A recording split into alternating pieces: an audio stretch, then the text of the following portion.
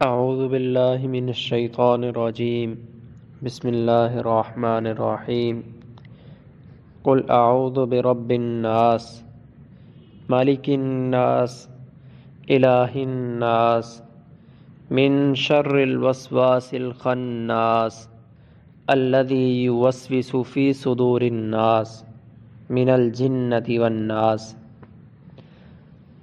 میں نے آپ حضرات کے سامنے قرآن پاک کی آخری صورت یعنی کہ سورۃ الناس کی تلاوت کی ہے۔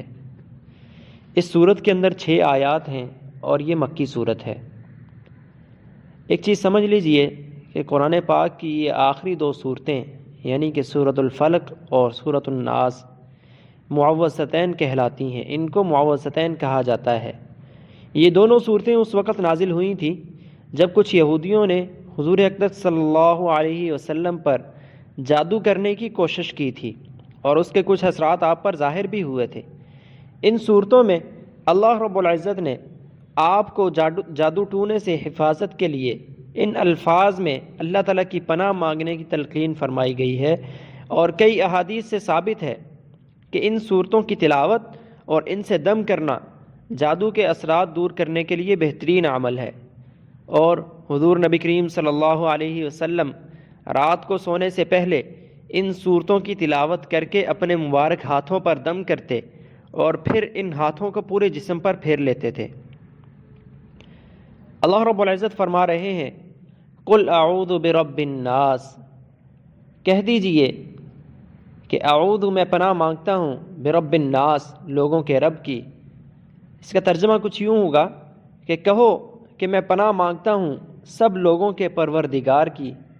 مالک الناس، مالک بادشاہ کو کہتے ہیں، الناس لوگ یعنی کہ سب لوگوں کے بادشاہ کی۔ پناہ مانگتا ہوں سب لوگوں کے بادشاہ کی۔ الہ الناس، الہ معبود کو کہتے ہیں، ناس کا ترجمہ جیسے گزرا کہ لوگوں کو، لوگ اس کا ترجمہ لوگ ہیں کہ سب لوگوں کے معبود کی۔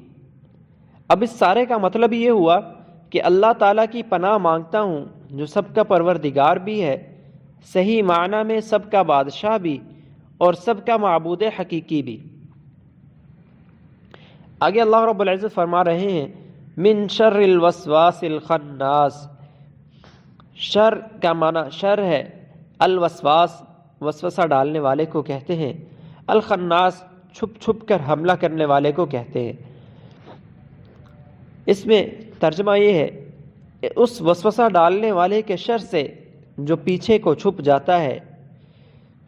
ایک مستند حدیث میں حضور نبی کریم صلی اللہ علیہ وسلم کا یہ ارشاد منقول ہے۔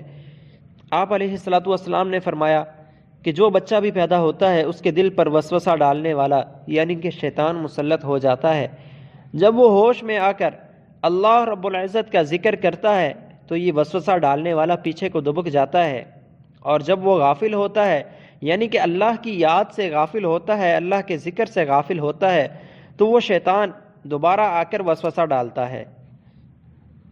الذی یوسوس فی صدور الناس، یوسوس، الذی یوسوس جو وسوسہ ڈالتا ہے، فی کا معنی میں، صدور الناس لوگوں کے دلوں میں، جو لوگوں کے دلوں میں وسوسہ ڈالتا ہے، من الجنۃ والناس، من الجنتی یعنی کہ جنات میں سے، والناس اور انسان لوگ۔ ترجمہ کچھ یوں ہے کہ چاہے وہ جنات میں سے ہو یا انسانوں میں سے۔ قرآن کریم نے سورہ انعام میں بتایا ہے کہ شیطان جنات میں سے بھی ہوتے ہیں اور انسانوں میں سے بھی ہوتے ہیں۔ البتہ شیطان جو جنات میں سے ہے وہ نظر نہیں آتا اور دلوں میں وسوسہ ڈالتا ہے، لیکن انسانوں میں سے جو شیطان ہوتے ہیں وہ نظر آتے ہیں، اور ان کی باتیں ایسی ہوتی ہیں کہ انہیں سن کر انسان کے دل میں طرح طرح کے برے خیالات اور وسوسے آ جاتے ہیں۔ اس لیے آیت کریمہ یعنی کہ من الجنۃ والناس میں دونوں قسم کے وسوسہ ڈالنے والوں سے پناہ مانگی گئی ہے۔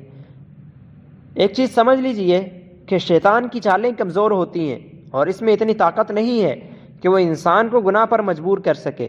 یہ تو انسان کی ایک آزمائش ہے، وہ انسان کو بہکانے کی کوشش کرتا ہے، لیکن جو بندہ اس کے بہکائے میں آنے سے انکار کر کے اللہ رب العزت کی پناہ مانگ لے تو شیطان اس کا کچھ بھی نہیں بگاڑ سکتا۔ قرآن کریم کا آغاز چونکہ سورہ فاتحہ سے ہوا تھا، سورہ فاتحہ میں اللہ رب العزت کی حمد و ثنا کے بعد اللہ تعالیٰ ہی سے سیدھے راستے کی ہدایت کی دعا کی گئی ہے، اور اختتام سورۃ الناس پر ہوا ہے جس میں شیطان کے شر سے پناہ مانگی گئی ہے، کیونکہ سیدھے راستے پر چلنے میں اس کے شر سے جو رکاوٹ پیدا ہو سکتی تھی اسے دور کرنے کا طریقہ بتا دیا گیا ہے۔ اللہ رب العزت ہم سب کو نفس اور شیطان کے شر سے اپنی پناہ میں رکھیں، آمین ثم آمین۔